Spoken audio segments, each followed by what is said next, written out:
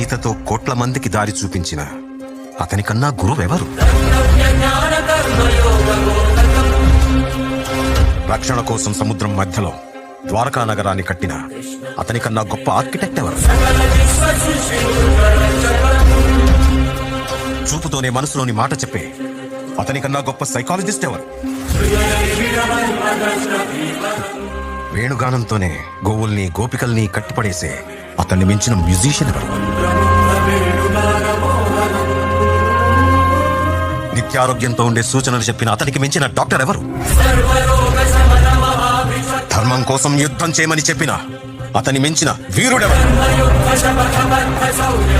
కరువు కష్టం తెలియకుండా చూసుకున్న అతన్ని మించిన రాజెవరు? హోమయాగాలతో వర్షం తెప్పించిన అతనికన్నా ప్రకృతిని అర్థం చేసుకున్న క్లైమటాలజిస్ట్ ఎవరు? అన్కంట్రోలబుల్ ఆర్పిఎం తో తిరిగే సుదర్శన చక్రాన్ని